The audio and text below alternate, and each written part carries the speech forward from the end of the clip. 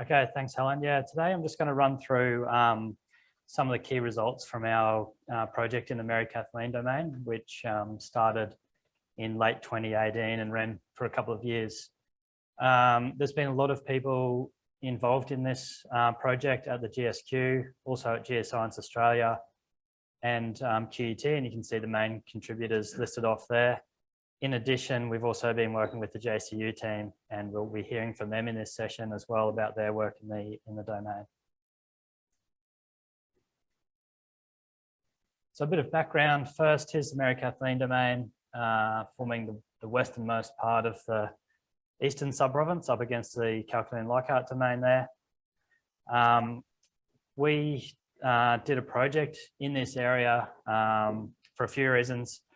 Mineralization in and adjacent to the domain had been variably suggested to be associated with felsic magmatism and or mafic or ultramafic magmatism, and certain ages were favoured. So those Williams-Narraku ages of around 1500 to 1540 MA were favoured. So one of the things we wanted to find out in this project is, do any igneous rocks of that age extend further westward into the Mary Kathleen Domain? And overall, the magmatic framework in the domain was fairly poorly constrained. We also knew that there were some existing mapping and stratigraphic problems in the area we thought we could solve. And as I mentioned, it was a good opportunity to collaborate with the JCU team and really build up a bigger data set in the area. So we completed fieldwork in late 2018 and also through 2019, and that involved just collecting granite and volcanic samples from the surface and doing a little bit of mapping in those areas to get the context. We also sampled some old BHP drill cores from the Cannington core yard as well, from the covered areas. Yeah, the Mary Kathleen Domain is a little bit hard to show on PowerPoint slides because of the aspect ratio, but this is just a simplified geology map. And the blue symbols on there are all our field observation points.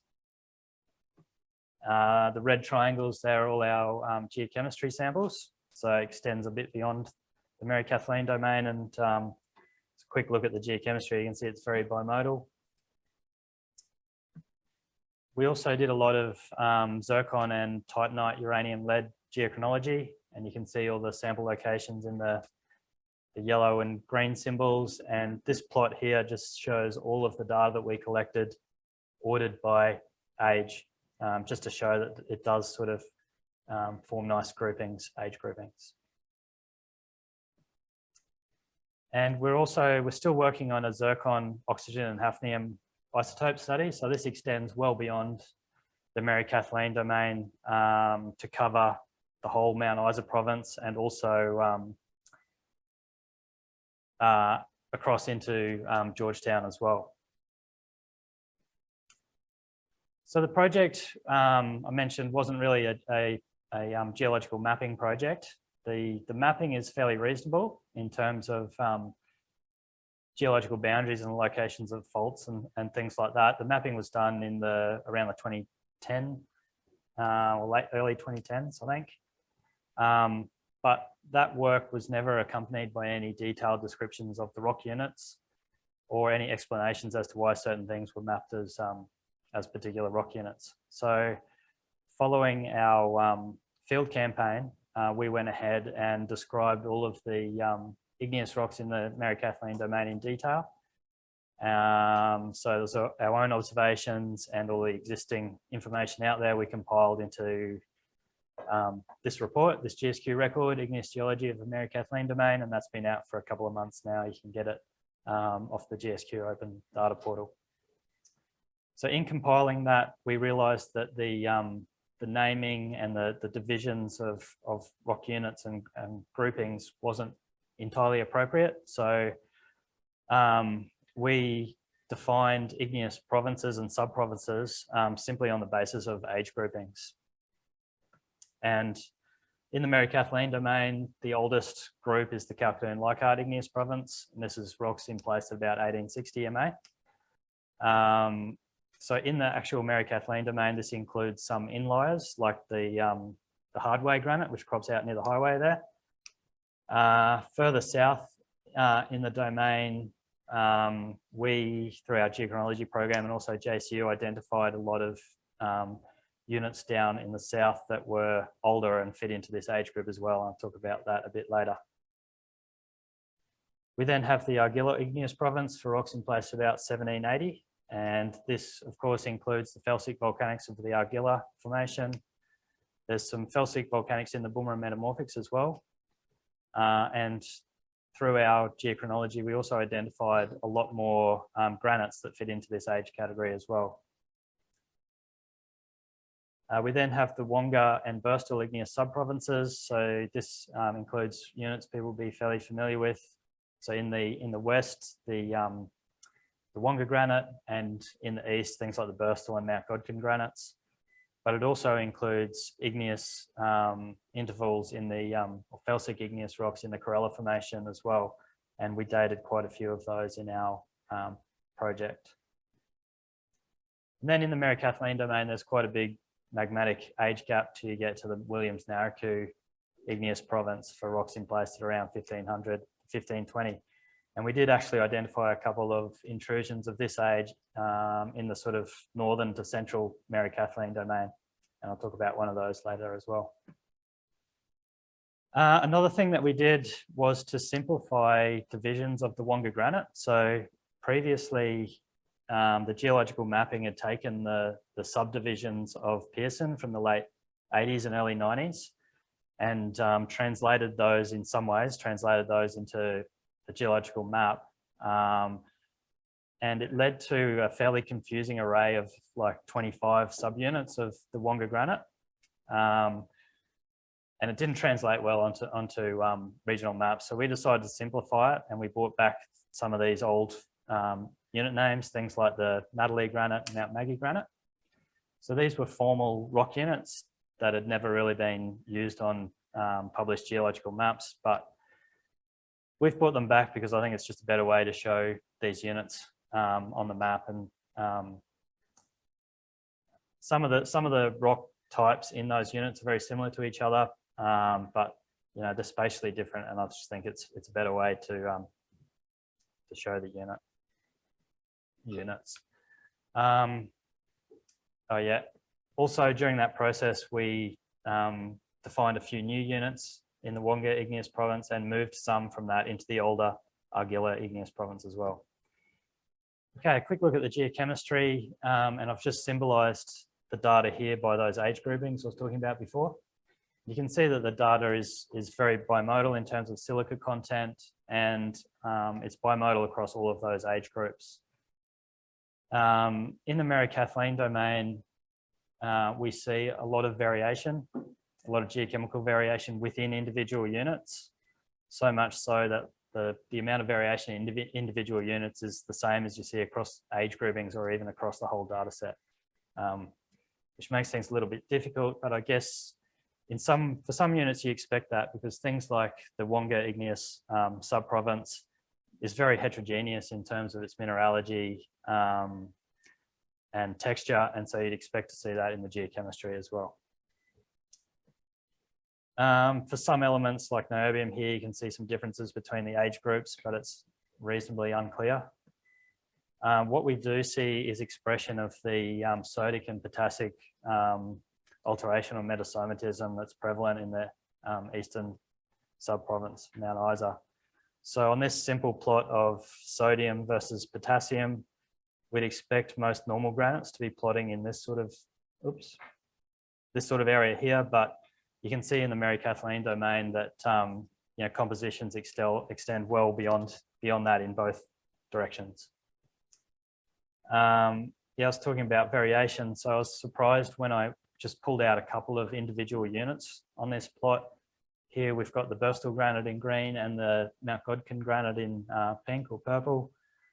And you can see just how much variation there is between and within those units. And this is despite the fact that they outcrop, you know, pretty much right next to each other, and they're pretty much the same age as well.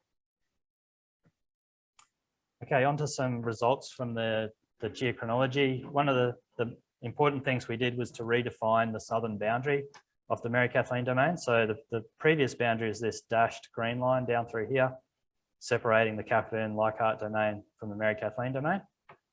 And the geochronology that we did in this area here revealed some old ages. So the Birdswell Granite, for example, Plum Mountain Gneiss, and the JCU team also dated some intrusions in this area as well and got old ages. So we now, I guess, move all of these units into the Capitan-Leichhardt Domain and bring the boundary now down through this area here, adjacent to the Tick Hill Granite.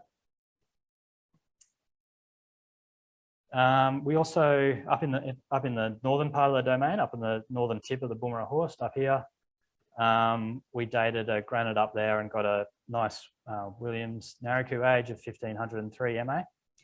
And so we've named this unit the Hillside Bore Granite. It's a, you can see it's fairly leucocratic, high level granite. It locally grades into pegmatite, and it's really just poking its head up through the country rocks in this area. So you can see in the photos, it occurs as like pods and veins and dikes. So we looked to the geophysics to see if we could see the extent in the subsurface of this unit. So this is the area where it outcrops here. It's a little bit hard to see. But you can see in the magnetics there that the area is really just dominated by this north-south fabric, which is a reflection of the strike of the country rocks, the Corella Formation and Boomerang Metamorphics in that area. We do see further to the west, though, this lozenge-shaped feature, which is probably associated with a larger intrusion in that area, and that area is all covered as well.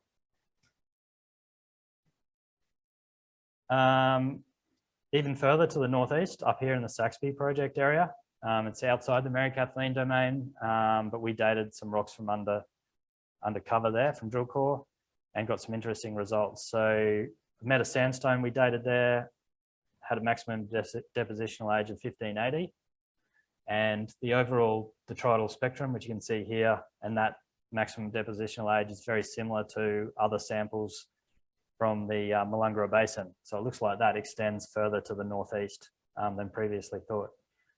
We also dated a granodiorite up here and got a age of 1539. So nice to confirm that there's Williams age intrusions up in that far northeast area, and also indicating that there's a bit of work to do on the solid geology interpretation in this area. Back down into the heart of the Mary Kathleen Domain, we got access to some nice drill core from Mount Colin Mine.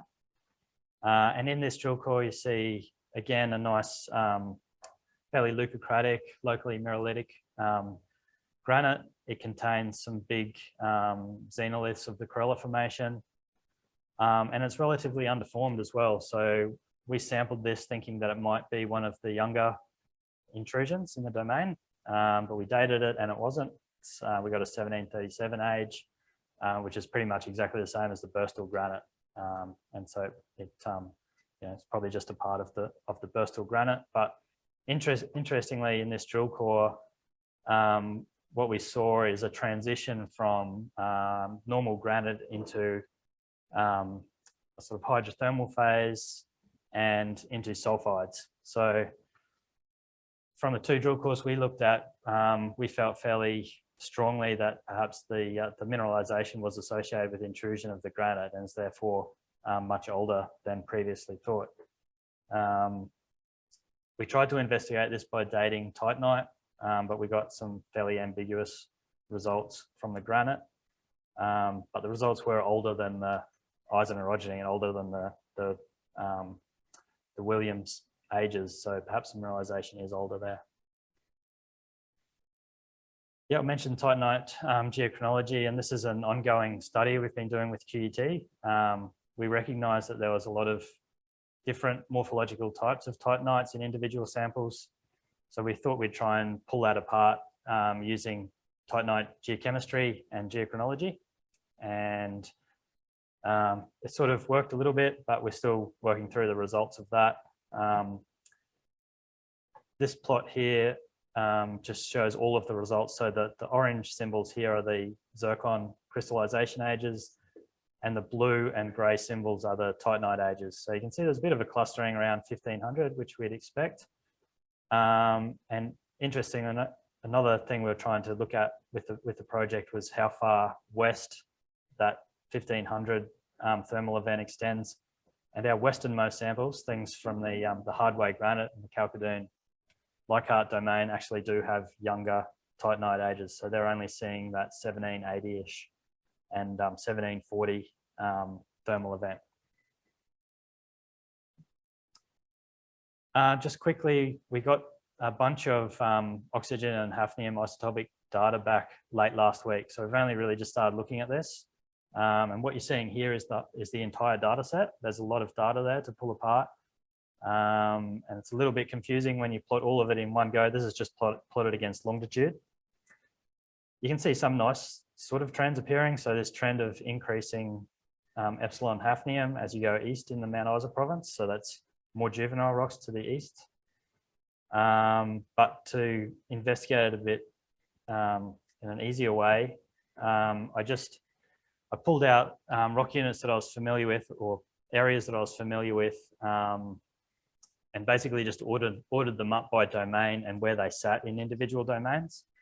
And the first attempt at doing this was actually really interesting. You see this nice sort of arcuate trend where the Mary Kathleen Domain samples are the most juvenile. So that was surprising and interesting. And also encouragingly, we see this step in epsilon hafnium compositions across the Geochemistry structure, which Karen was talking about yesterday as well, where we step up to more juvenile compositions in the Kenobi and Soldiers Cap domains. So we're still working through this data now. The next steps are to compare this with the seismic interp and other data sets like the neodymium database and the Mafic geochemistry as well. Okay, so that's the end of my presentation. In addition to the people listed on the first slide, there's a lot of other people who have been involved and helped us through this project. So thanks to everyone who's been involved. Thanks.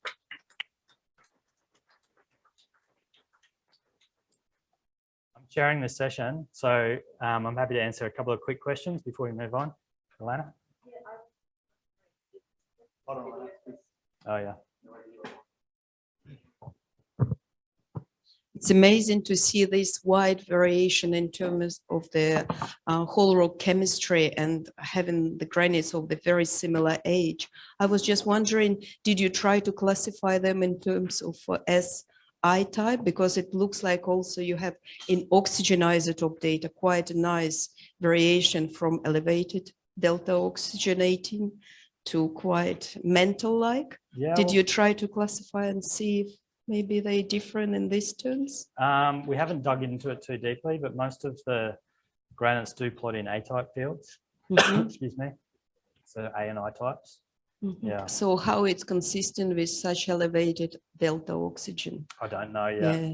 Yeah. And also another question, maybe for individual domain, it was well to plot the data against the age so you can see the time in evolution in terms of hafnium. Yeah, I mean, I do have been trying to do that. The problem in Mount Isa though is that those ages are fairly domain specific. So the Mary Kathleen domain is a little bit unique in that you do have a good spread of ages, but you're missing a lot of ages as well in there, as you saw in that gap. Yeah. But the other domains, you go further east and you just don't see those older units. Yeah. No, good data. I will be happy to get involved. Thank you, Dave. Hi, David Dion here. It's interesting because we've been collecting this stuff as well, and the results are very similar. If you look even the most juvenile of your zircons, they have epsilon hafnium values around 0 if you do the average, which is not that juvenile if you think. And that's consistent. We look with the field evidence that these granites intruded during an orogenic event, orogenesis. They are most likely somehow crustally derived rather than mantle derived. And just wanted to make that comment. Yeah, I think there's a lot more that we can pull out of that data set. Like I said, we've only just got it back. It's only been a few days we've been actually looking at the data. So I was talking to Dom this morning. It might be a good idea for us and yourself and GA and Karen to sit down, maybe have a workshop and go through all our results and our different data sets together and see what it tells us sometime soon.